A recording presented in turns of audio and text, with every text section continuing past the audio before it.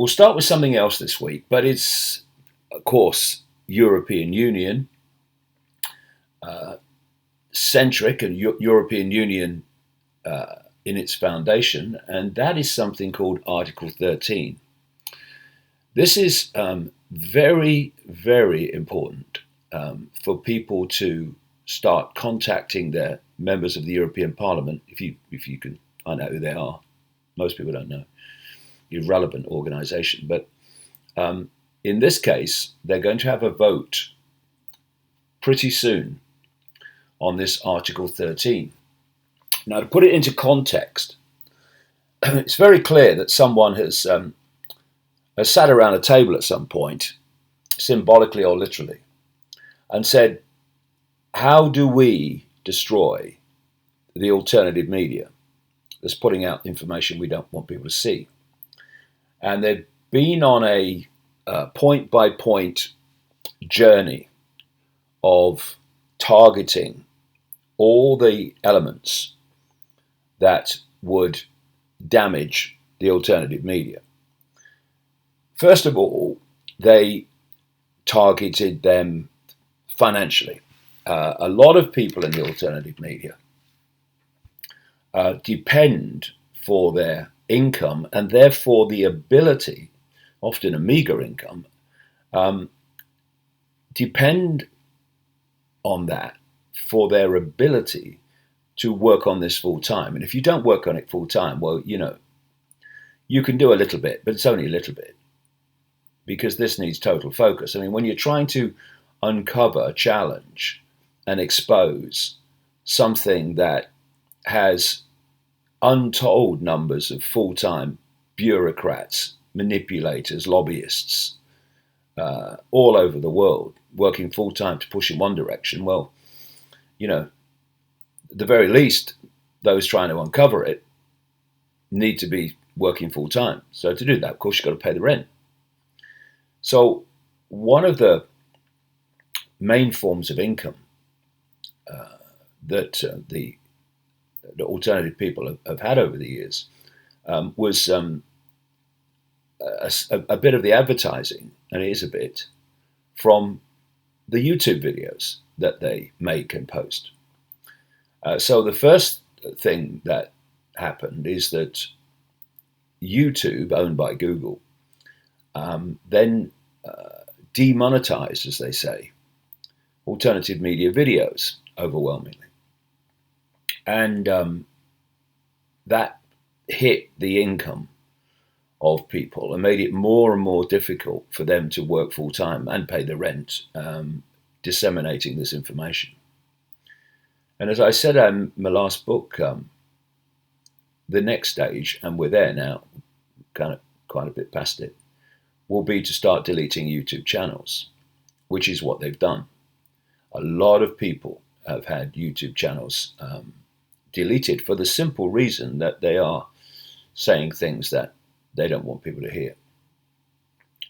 And then on top of that, we've had the blatant censorship, which is the scale of which is being uncovered more and more and more, of Facebook. The fixing by Google of the search engine results, so that when you put in words for a subject, the alternative version of that subject doesn't get seen on the pages that most people, will go down. What they go down, 1, 2, 3, most people. And the only way you're going to see those alternative versions, most of the time, is by getting the search engine words very applicable to the actual headline of the alternative article. So everywhere you look, you've had this campaign for marginalizing, and ultimately the plan is to delete the alternative media. This Article 13 is another effort to do that. They are couching it in the terms of protecting copyright. Now, I'm a writer. I have copyright material, and copyright material is something that needs to be protected up to a point, because if you don't, you are going to stop. Um, you're going to stop material being produced, because if it's costing you more to, as it will be for some people, if it's costing you more to produce it than you are getting in return, because it's all over the internet for free, then you've got to pay the rent. So you stop producing it. You have to go off and earn the rent somewhere else. And there's a lot of parasite websites that simply take other people's material and just post it and live off the advertising and what have you.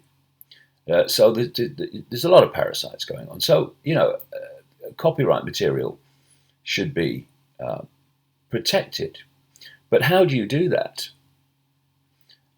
So that the producers of the content have the choice about whether they leave and forget about the copyright and just let it circulate, which I do with a lot of my stuff, or whether you have something so fierce that it's done automatically.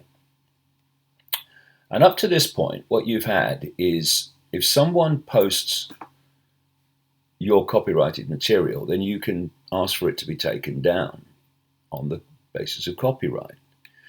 What this Article 13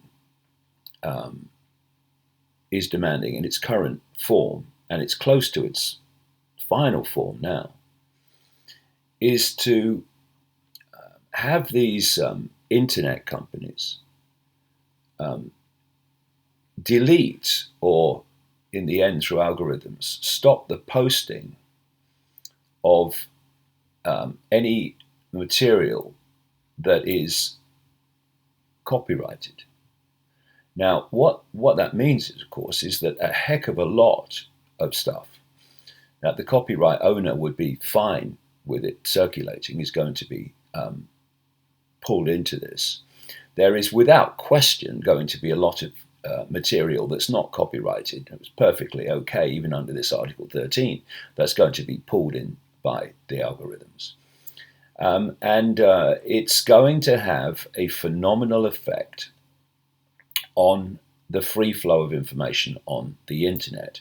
One of the things that people have talked about with this Copyright 13 is that it will dramatically reduce the production of what are called memes, pictures with a few words on, because they will be subject to this copyright law, and thus be deleted if they are using copyrighted pictures. And there's another thing called the link tax, where they want to stop people being able to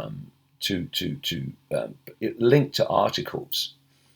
I mean, this. I've got a story in front of me now. This is the link tax. This article intends to get news aggregator sites, such as Google News, to pay publishers for using snippets of their articles on their platforms. Press publications may obtain fair and proportionate remuneration for the digital use of their press publications by information society service providers.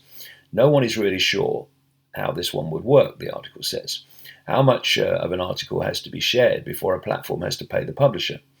The directive states that platforms won't have to pay if they're sharing mere hyperlinks, which are accompanied by individual words. But since most links are accompanied by more than a couple of words, it seems that many platforms and news aggregators would fall foul of this rule. The directive does contain an exemption for legitimate, private, and non-commercial use of press publications by individual users. So it doesn't look like individuals sharing links on platforms will have to dip into their pockets. But even this is open to interpretation. This is the point. The wording is such of this Article 13 and all that goes with it, that it can be interpreted as they choose.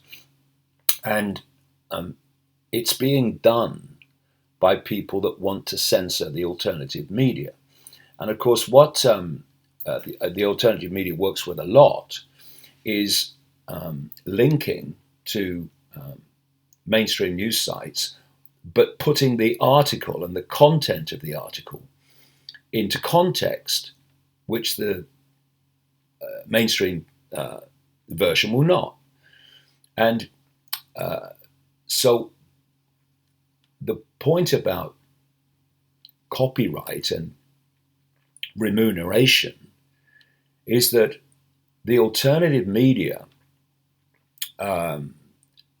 linking to these mainstream site articles and putting them into context drives collectively an enormous amount of traffic to these websites. So they're getting remuneration for linking to their articles from the alternative media.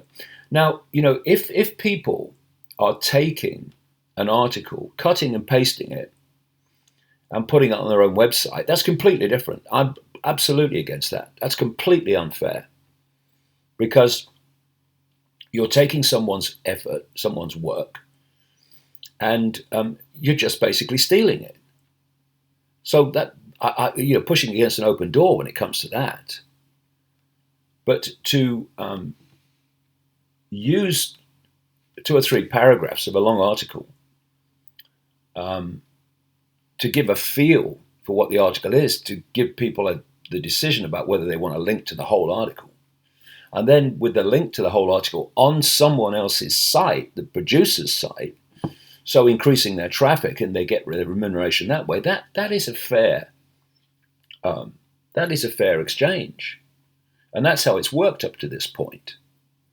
But this Article 13 basically was to bring an end to that. And so if you have a member of the European Parliament, it's great to, it would be great to contact them and demand that they don't destroy the internet and the free flow of information, although the free flow of information is long past. The free flow of information at the point we have now, by voting for this. And this article says, what's next? After passing in the European Parliament, the directive will now enter informal negotiations between the European Commission, Council and Parliament. The 3 organisations will decide on the final wording of the legislation before presenting it to the EU Legal Affairs Committee at some point, most likely around December. In January 2019, the directive will go back to the European Parliament for a vote on the final wording. This is just ahead of elections to the European Parliament, so MEPs may well start paying attention to vocal constituents as they start to consider the prospect of their re-election. Assuming the directive passes, member states of the EU then have 2 years to pass laws that will bring their law in line with the new regulations. EU directives aren't laws in themselves, but simply compel national governments to pass their own laws that make the directives a reality. In other words, they are European law. So it still very much remains to be seen how any of the articles in the directive will actually be implemented when it comes to the real world. But it's much better to stop it or dilute it now than wait for that all to unfold when it's much further down the road. And we're a long way down the road now compared with when people first started highlighting the potential of this to seriously damage the information circulating on the internet.